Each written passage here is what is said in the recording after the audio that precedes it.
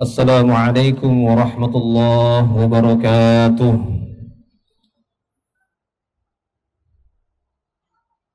Innal hamdalillah nahmaduhu wa nasta'inuhu wa nastaghfiruh wa natubu ilaihi wa na'udzu billahi min shururi anfusina wa sayyiati a'malina. Man yahdihillahu fala mudilla lahu wa man yudlil fala hadiya lahu. Ashhadu an la ilaha illallah wahdahu la syarika lah wa ashhadu anna Muhammadan abduhu wa rasuluh. Salawatullahi wa salamuhu ala qudwatina wa uswatina habibina Muhammadin sallallahu alaihi wasallam wa ala alihi wa ashabihi wa man tabi'ahum bi ihsanin ila yaumiddin. وقال الله تعالى يا أيها الذين آمنوا اتقوا الله حق تقاته ولا تموتن إلا وأنتم مسلمون أما بعد. الله أكبر الله أكبر الله أكبر ولله الحمد. الله أكبر الله أكبر لا إله إلا الله والله أكبر. الله أكبر ولله الحمد. الله أكبر كبيرا والحمد لله كثيرا وسبحان الله بكرة وأسيلا. لا إله إلا الله وحده صدق وعده ونصر عبده وهزم الأحزاب وحده. Segala puji hanya milik Allah Subhanahu wa ta'ala. Kita bersyukur kepada Allah atas segala nikmatnya. Dialah Allah Subhanahu wa ta'ala yang telah menciptakan alam semesta ini, yang telah menciptakan langit dan bumi dan apa yang ada di antara keduanya, yang menciptakan seluruh makhluk yang ada di langit, yang telah menciptakan seluruh makhluk yang ada di bumi ini, yang mengatur segala sesuatu di alam ini, yang telah memperjalankan matahari, bulan, bintang, siang dan malam.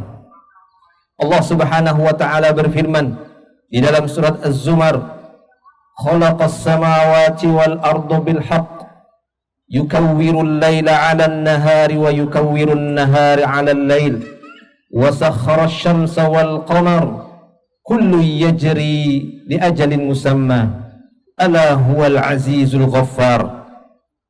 Dialah Allah Subhanahu wa ta'ala yang telah menciptakan langit dan bumi dengan tujuan yang benar, yang memperjalankan matahari dan bulan, yang memasukkan siang kepada malam, malam kepada siang. Semuanya berjalan dengan ketentuan dan waktu yang sudah ditetapkan di sisi Allah Subhanahu wa ta'ala. Tidak ada satu makhluk pun yang keluar dari perintah Allah, dari ketetapan Allah Subhanahu wa ta'ala. Begitu juga dengan kita para jamaah yang dimuliakan oleh Allah Subhanahu wa ta'ala. Allah Subhanahu wa ta'ala yang telah menciptakan kita, mengeluarkan kita dari perut ibu kita, yang melengkapi kita dengan penglihatan, pendengaran dan hati, yang dahulunya kita tidak memiliki ilmu pengetahuan sama sekali. Allah limpahkan kepada kita ilmu agar kita bersyukur kepada Allah Subhanahu wa ta'ala. Allah Ta'ala berfirman di dalam surat An-Nahl, "Walladzi akhrajakum min butuni ummahatikum la ta'lamuna syai'a wa ja'ala lakumus sam'a wal absar wal af'idah la'allakum tashkurun." Kata Allah Subhanahu wa ta'ala, ialah Allah yang telah mengeluarkan kalian dari perut ibu kalian. Kalian tidak memiliki ilmu saat itu, sama sekali tidak memiliki ilmu. Lalu Allah Ta'ala lengkapi kalian dengan kesempurnaan pendengaran, penglihatan dan perasaan serta akal. Tujuannya agar kalian bersyukur kepada Allah. Apa di antara tanda syukur para hamba kepada Allah Subhanahu wa ta'ala? Yakni dengan beribadah kepada Allah. Dan itulah tujuan utama Allah Ta'ala menciptakan manusia dan jin. Sebagaimana firman Allah Subhanahu wa ta'ala di dalam surah Az-Zariyat, "Wa ma khalaqtul jinna wal insa illa liya'buduni." tidaklah aku menciptakan jin dan manusia melainkan agar mereka beribadah kepadaku. Maka para jemaah Allah Subhanahu wa taala, segala puji bagi Allah yang telah melimpahkan keimanan kepada kita semua, yang telah memberikan kepada kita semua Islam, nikmat Islam. Dengan itu kita beribadah kepada Allah Subhanahu wa taala. Salawat dan salam kita tujukan untuk Nabi kita, Nabi Muhammad sallallahu alaihi wasallam. Beliaulah suri tauladan yang terbaik. Allah Subhanahu wa taala berfirman di dalam surah Al-Ahzab, "Laqad kana lakum fi Rasulillahi uswatun hasanah liman kana yarjullaha wal yawmal akhir wa dzakarallaha katsira." Sungguh bagi kalian pada diri Rasulullah sallallahu alaihi wasallam itu ada suri tauladan yang terbaik bagi kalian. Maknanya uswatun hasanah, jadikan dia sebagai contoh, jadikan dia sebagai tauladan kalian, sebagai ikutan kalian, sebagai imam kalian yang akan menunjukkan kalian kepada jalan Allah, yang akan menunjukkan kepada kalian hakikat ibadah sehingga kalian benar-benar beribadah kepada Allah Subhanahu wa taala. Bagi orang-orang liman kana yarjullah, maka siapa saja yang mengharapkan kebaikan dari Allah, siapa saja yang mengharapkan kebaikan yaumul akhir, maka perbanyaklah menyebut Allah dan jadikanlah beliau sebagai uswatun hasanah. Dan di antara uswatun hasanah yang penting untuk kita tauladani, yakni Nabi Ibrahim alaihissalam, salah seorang nabi yang diberikan begitu banyak keutamaan oleh Allah Subhanahu wa taala. Bahkan nabi kita sendiri, Nabi Muhammad sallallahu alaihi wasallam, diperintahkan oleh Allah Ta'ala untuk ittiba kepada ajaran Ibrahim yang tetap diberlakukan oleh Allah pada umat ini. Allah Subhanahu wa Ta'ala berfirman, "Tsumma auhayna ilaika an ittabi' millata Ibrahim hanifa wa ma kana minal musyrikin." Kemudian kami wahyukan kepadamu ya Muhammad agar engkau ittiba dengan ajaran Nabi Ibrahim alaihissalam.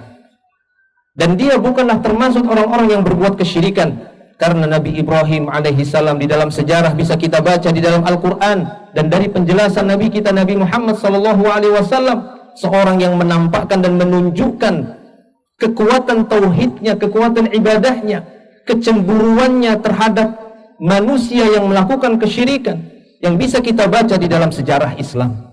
Bagaimana perjuangan Nabi Ibrahim di dalam memperjuangkan keimanan, memperjuangkan hak-hak Rabbnya yang telah menciptakan dia.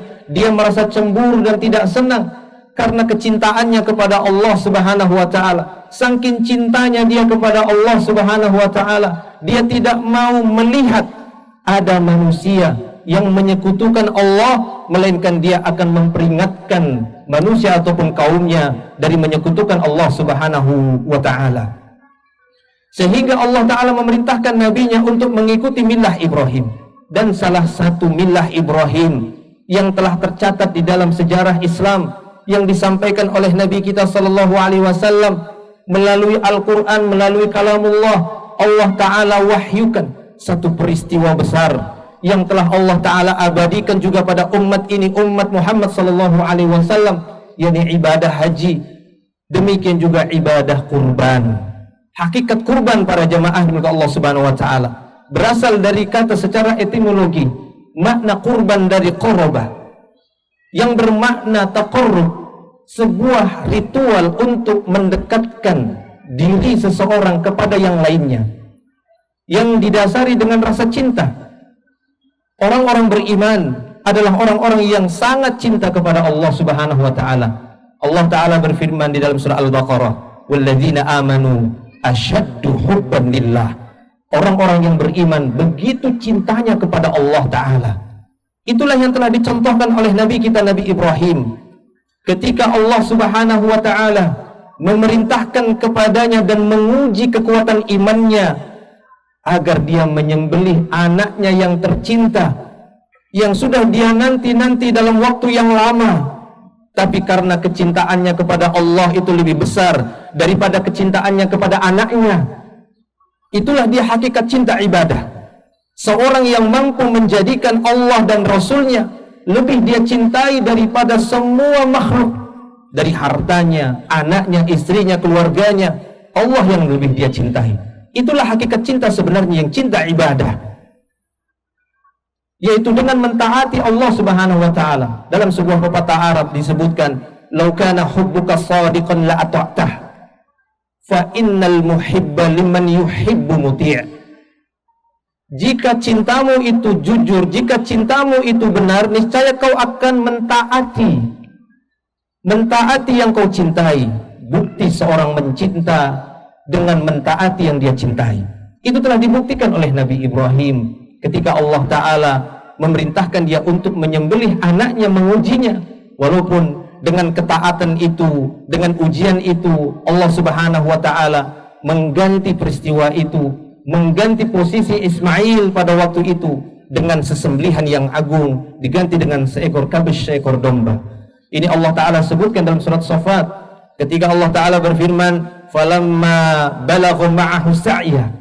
Ketika Ismail sudah tumbuh besar sampai dia mampu bekerja, berusaha bersama Nabi Ibrahim, sudah dewasa, saat-saatnya untuk membantu ayahandanya, maka pada saat itu Allah Ta'ala wahyukan kepada Ibrahim melalui mimpi. Dan ingat, ru'yah al-anbiya wahyun, ru'yatul anbiya'i wahyun. Sebagaimana sabda Nabi kita sallallahu alaihi wasallam, beliau bersabda bahwa mimpinya para nabi adalah wahyu, berbeda dengan mimpinya kita. Tidak bisa kita samakan mimpinya kita dengan mimpinya para nabi, karena para nabi mimpi mereka itu adalah wahyu. Maka pada waktu itu Nabi Ibrahim alaihissalam memanggil anaknya untuk bermusyawarah. Lihat, ini suatu hikmah dan pelajaran bagi kita.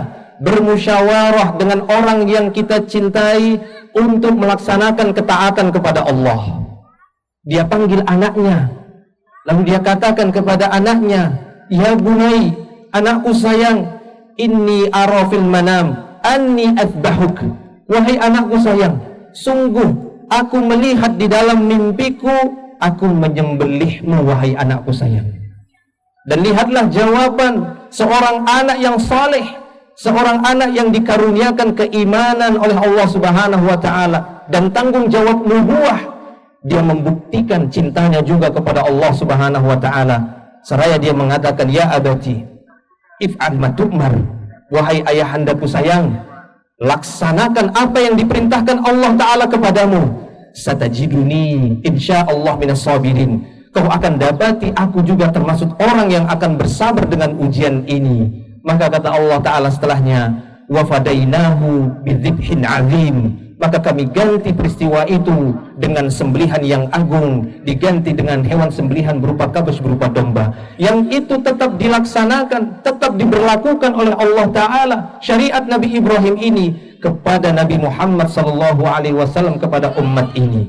Maka para jamaah Allah Subhanahu wa Ta'ala, kurban merupakan salah satu sinyal cintanya seorang hamba kepada Rabbnya.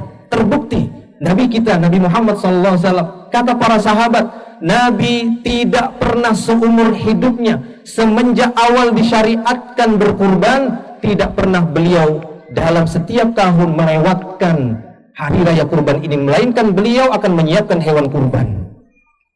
Sebagaimana pernyataan Abdullah bin Umar dan yang lainnya, bahwasanya syariat kurban ini sudah mulai berlaku di tahun kedua Hijriah setelah hijrahnya Rasulullah dan kaum muslimin dari Mekah ke Madinah. Tahun kedua Hijriah disyariatkan untuk berkurban. Semenjak itu sampai beliau wafat, kecuali ketika beliau melaksanakan haji, karena beliau hanya sekali saja melaksanakan haji seumur hidupnya, yaitu di tahun 10 Hijriah. Pensyariatan haji di tahun 9 Hijriah, namun pada waktu itu beliau tidak ikut. Beliau hanya mengutus Abu Bakar beserta rombongan untuk berhaji, karena beliau disibukkan dengan utusan-utusan dari kerajaan-kerajaan untuk menjamu mereka, sehingga beliau hanya mengutus Abu Bakar. Di tahun 10 Hijriah, yang mana itu merupakan haji terakhir Nabi, yang setelah itu beliau wafat. Maka kata para ulama, ketika mereka meneliti sejarah ini, tidak pernah didapati Nabi kita SAW, melainkan beliau akan berkurban di setiap tahunnya dari awal pensyariatan kurban. Kenapa beliau lakukan itu? Cinta. Karena beliau ingin membuktikan bahwasanya Allah yang lebih dia cintai daripada hartanya, sehingga beliau SAW pun mencontohkan untuk berkurban pada hari-hari yang ditentukan, yaitu di 10 Zulhijjah dan hari-hari tasyrik. Maka para jamaah milik Allah Subhanahu wa Ta'ala, untuk membuktikan rasa cinta kita kepada Allah Subhanahu wa taala, maka salah satunya adalah buktikan dengan kita mampu untuk berkurban, mempersiapkan hewan-hewan kurban yang terbaik, yang kata Nabi kita sallallahu alaihi wasallam, hewan kurban yang tidak ada cacatnya, yang jelas cacatnya, betul-betul seekor hewan yang bagus, yang bersih, yang sempurna untuk dipersembahkan kepada Allah Subhanahu wa taala. Mengapa kita tidak mengambil sejarah kaum jahiliyah yang mana mereka berkurban untuk berhala mereka, sampai-sampai mereka harus mengkarantina unta terbaik, unta yang belum pernah kawin dengan unta yang lainnya, benar-benar unta yang bersih. Tujuannya apa? Untuk mereka persembahkan kepada berhala. Begitu mereka mengagungkan kesyirikan. Saat ini Allah Ta'ala telah syariatkan bagi kita semua untuk mempersembahkan, membuktikan ibadah kita kepada Allah. Fasholli li rabbik wanhar, kata Allah. Salatlah untuk Rabbmu dan menyembelihlah untuk Rabbmu. Maka ini sebagai bukti. Buktikan ibadah kita, salat kita dan sembelihan kita untuk Allah Subhanahu wa taala. Qul inna salati wa nusuki wa mahyaya wa mamati lillahi rabbil alamin la syarika lahu wa bidzalika umirtu wa ana minal muslimin. Kata Allah Subhanahu wa taala, katakan ya Muhammad, sesungguhnya salatku, sesembelihanku, hidupku dan matiku untuk Allah Rabbul Alamin. Tidak ada sekutu bagi Allah Subhanahu wa taala. Kemudian para jamaah Allah Subhanahu wa taala, di antara bukti cinta kita juga dan hikmah dari berkurban ini, kita ingin membuktikan rasa cinta kita kepada orang-orang beriman. Karena orang-orang beriman dari negara manapun, apapun warna kulitnya, apapun sukunya, ketika Allah mengikatnya dengan iman, innamal mu'minuna ikhwah, sesungguhnya orang-orang beriman itu adalah bersaudara. Kata ikhwah ini sebenarnya awalnya disematkan untuk persaudaraan senasab, sehingga Allah Ta'ala seakan-akan mengatakan orang-orang beriman itu lebih kuat daripada persaudaraan senasab. Karena terkadang ada persaudaraan senasab, tapi Allah pisah mereka di akhirat. Sebagian mereka kekal di neraka dan sebagian mereka kekal di surga. Kenapa? Karena sebab iman. Tapi ketika iman itu sudah ada pada manusia, apapun suku mereka, apapun warna kulit mereka, apapun bahasa mereka, ketika sudah diikat dengan nama iman, mereka semua bersaudara. Maka kurban ini sebagai bukti bahwa kita mencintai saudara-saudara kita, yang mana bagian dari hewan kurban tadi kita berikan kepada saudara-saudara kita, baik yang mampu, terlebih lagi mereka yang tidak mampu dari kalangan du'afa, masakin, fuqara, mereka lebih utama untuk mendapatkan daging-daging tersebut.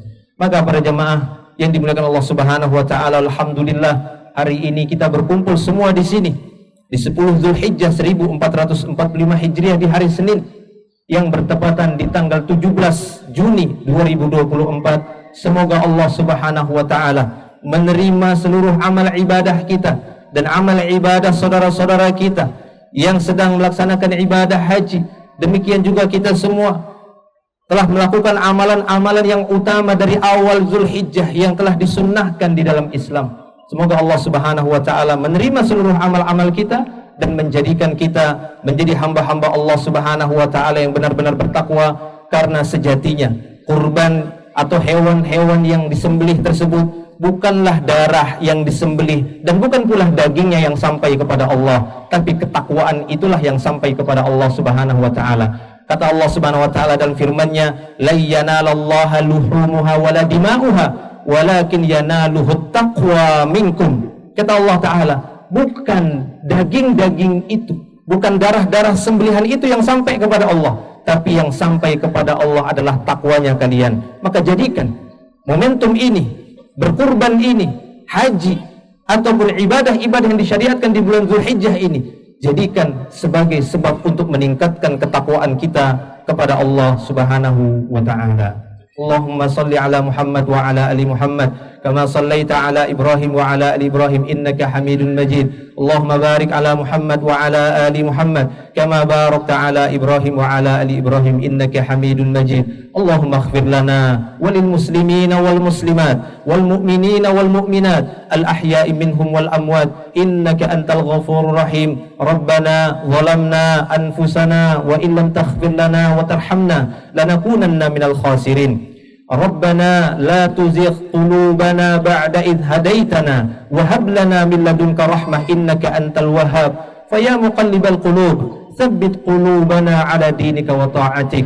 اللهم انصر مسلمين في كل مكان، اللهم انصر مسلمين في كل بلد من بلاد الإسلامية، خاصة اللهم انصر المسلمين في غزة، في فلسطين ورافة. اللهم انصر المسلمين في كل مكان. اللهم ربنا آتنا في الدنيا حسنة وفي الآخرة حسنة وقنا عذاب النار. وصلى الله وسلم على نبينا محمد وعلى آله وصحبه أجمعين. آخر دعوانا الحمد لله رب العالمين. Assalamualaikum warahmatullahi wabarakatuh.